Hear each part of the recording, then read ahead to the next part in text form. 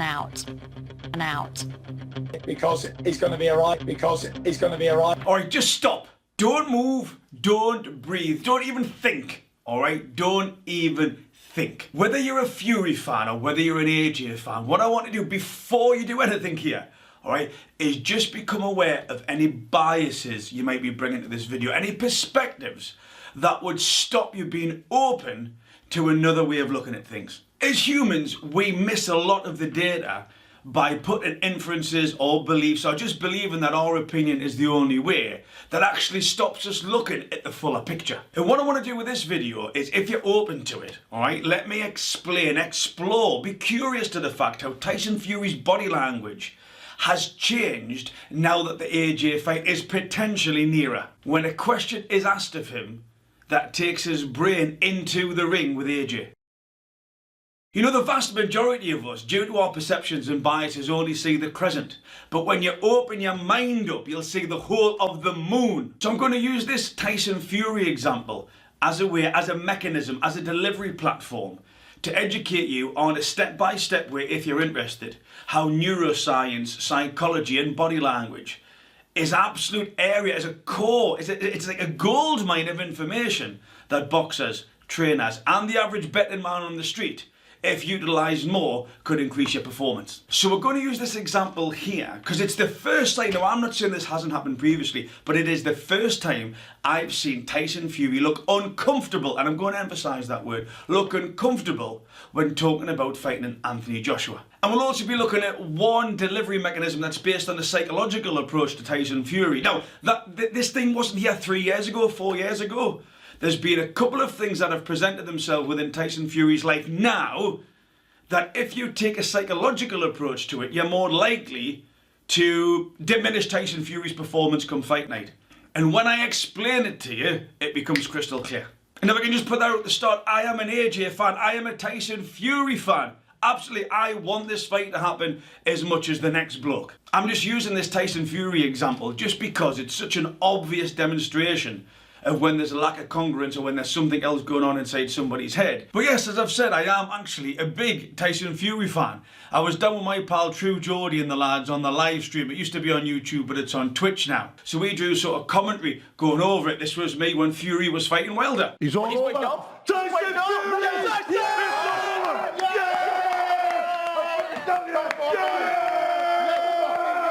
And the other weekend I was down in London when AJ was fighting Pulev as well, so this is me back in AJ. Right, you've done too much of a... Oh, come on, referee, man! Take the 8 That's like 20 seconds, you divvy! Oh! That's it! That's the knockout! You're not getting up! He's getting Stay up, down, he's not! He's getting up. Stay down, he's not getting up! That's what we're after! 8. Fury, Joshua, biblical! Good knockout. Here we go! So yeah, I am that guy. Alright, look, my job, it's sometimes, a lot of the time, is deadly serious. So boxing is my release mechanism, it's my stress reliever, so I can't get a little bit carried away. I am total non-biased towards any fighter. I just love the fight game and I want these two fighters to come together, like the majority of the world does. Nevertheless, when we are looking at data, when it comes to performance psychology, that's all I've been about for the past 20 years, is you've got to be truthful, you've got to be authentic.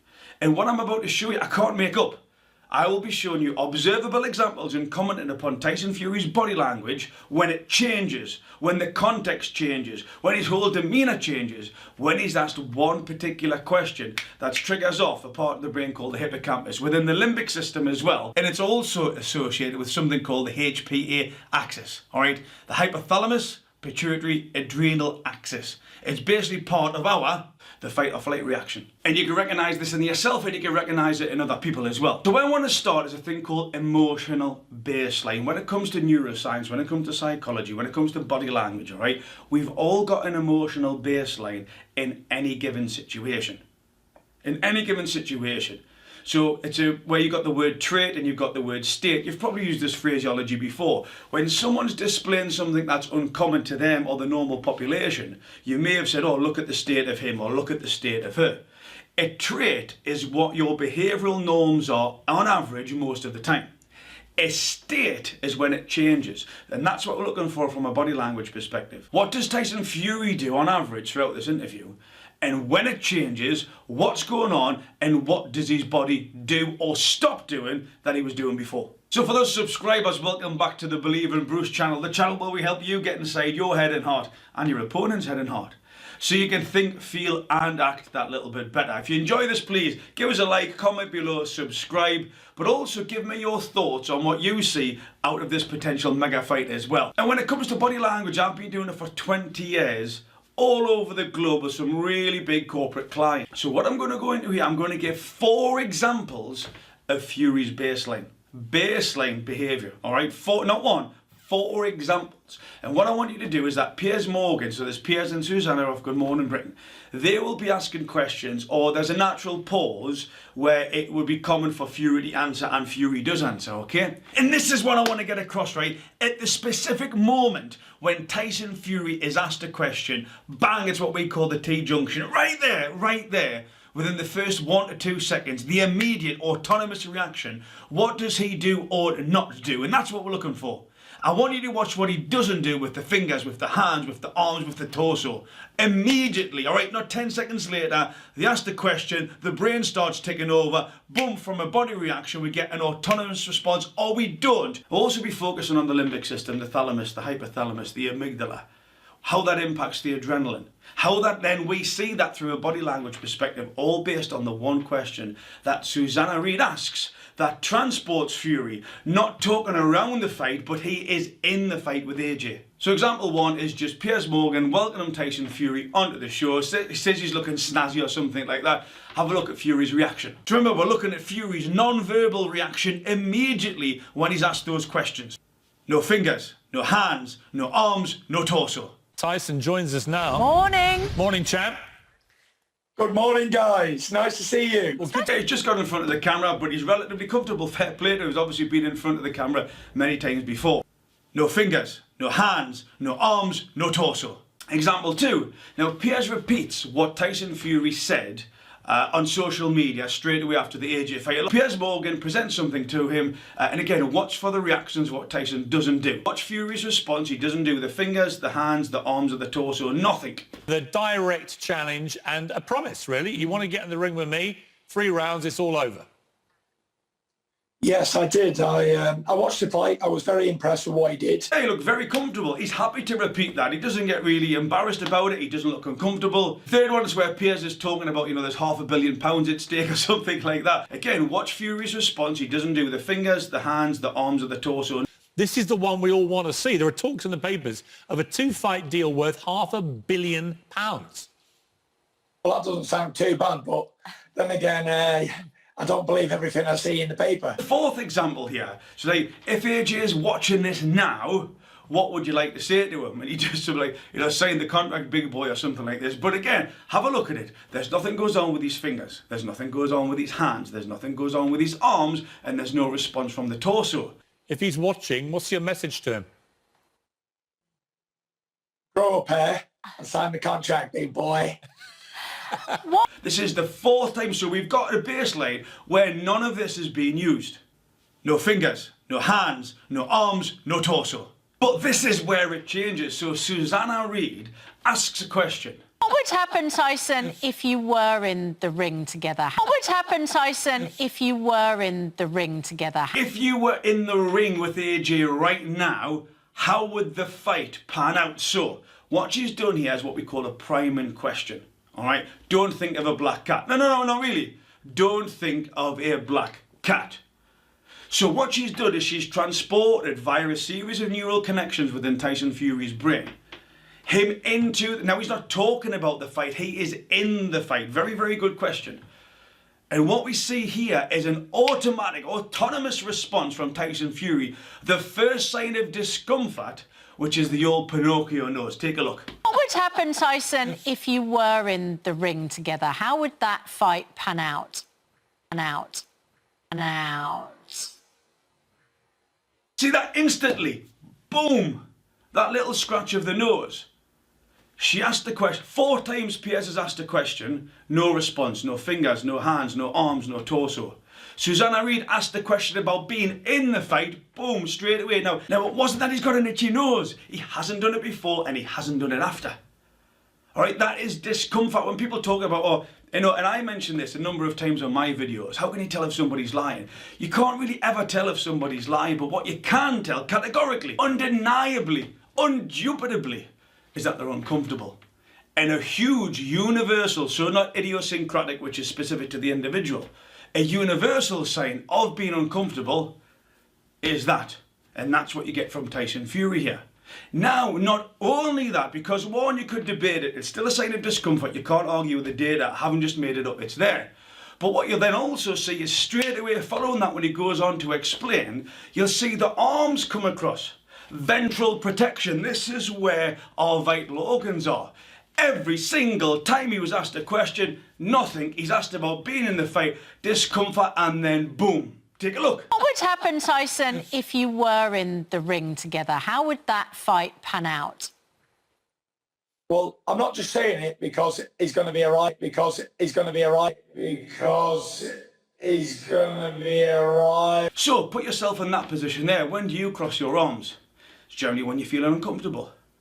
If you're feeling comfortable with somebody, you do a thing called ventral fronting, or at least ventral balance. So when you'll be standing there, you'll not be protecting yourself. When you detect a threat, or it's not going your way, or you feel uncomfortable, let's be more specific. One of the first things that we do is we cross our arms. What's that? We go from this to being open and calm, to this there's a bit defensive. That's it. There's no other explanation. Because you've been there, you recognise what I'm saying. What you see here is what's called the tortoise effect. Fury's a big guy, and just by that lean, that slight submissive bow, he's trying to make himself small, even just in that moment. Just in that one moment, that micro-expression is a feeling of discomfort, just moving forward there, that little bit of adrenaline. Because that's what we've got from here, all right? So we've got the brain, we've got the limbic system, the fight or flight. So when Tyson receives that question, and it's that question is the trigger, it's the primer, that comes into the thalamus then says, okay, is this a threat or not? He's never felt threatened before when Piers has been asking the questions, because it's been around the fighting, okay? But then because it's potentially a threat, because his brain's thinking of, okay, what would it be like in the fight? Just like, you know, visualization, imagery, psychologists, etc. We use all this type of stuff. He's now visualizing, that imagery is him in the fight. That detects a threat, that goes across to the amygdala. Yeah, the hypothalamus, the adrenaline glands, again, that's where you get the little movement and that submissive bow coming from. That's where you get the arms coming across. That's where you get the nose touching. You can't argue with the data. Biology doesn't lie. And remember, Fury's unaware that he's even done this. Boom, boom, boom.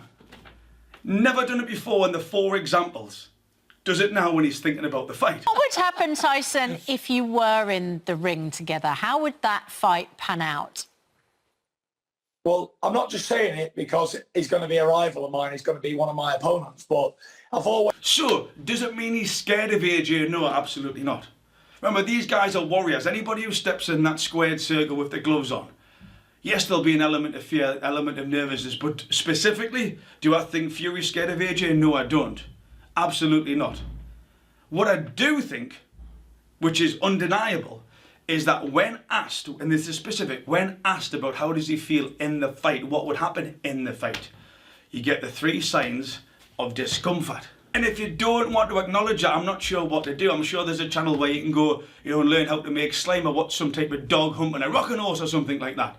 But if you are interested in the neuroscience, if you're interested in psychology and body language and how that as a fighter can optimize your performance, as a coach can optimize the performance of your fighter, or as a betting man gives you more of an idea in what's going on inside the fighter's mind, then at least be open to the factual data that I've presented here. And the only real conclusion that we can make is Fury is not as, emphasizing the word, as confident as he would like to make out. It's not saying he's not confident.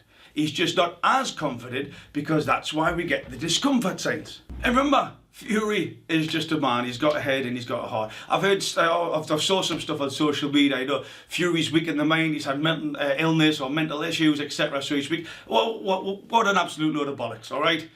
I do not believe Tyson Fury is a weak-minded individual, and he's proved that time and time again. That said, just like all of us, he's got a head and he's got a heart. And although sometimes we talk about, there's a narrative about people, they've got an unbreakable mind.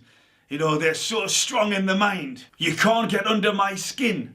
Every man's got a safe up there, and sometimes you don't need dynamite, you just need to be able to pick the right key to get inside there. And that's where a lot of performance psychology comes from, not necessarily emphasising your performance, but with the right words said at the right time. Mike Tyson called, I knew the art of skullduggery. Is that a lot of fighters don't take the opportunity, which is what I think would work with Tyson Fury, or it would be impactful on Tyson Fury. A couple of things have happened over the past 3 to 4 years that if you combine them and take that psychological approach to Tyson Fury, it's what I call a keystone action. You do this, and then through a series of boom, boom, boom, boom, boom, it's almost like a sort of effect, like a key lock effect. You get an output. It is to do with Tyson Fury's character and what everybody sees on an observable daily basis with all these posts and in the ring, etc, etc. That's one for another video though. So if you're interested in performance psychology or want to discuss any of the stuff that I've talked about today, please drop me a line. You can catch me on Instagram, BelieveInBruce360. You'll also see me next year. I've got a mobile coaching van that I'll be taking around the UK, working with my corporate clients, but also many people who you'll probably recognise on TV, although obviously I do my work in a confidential manner. So if you have enjoyed, remember, subscribe, give us a like, leave your comments below. But more important than this, believe in Bruce. Remember to be kind to yourselves and each other.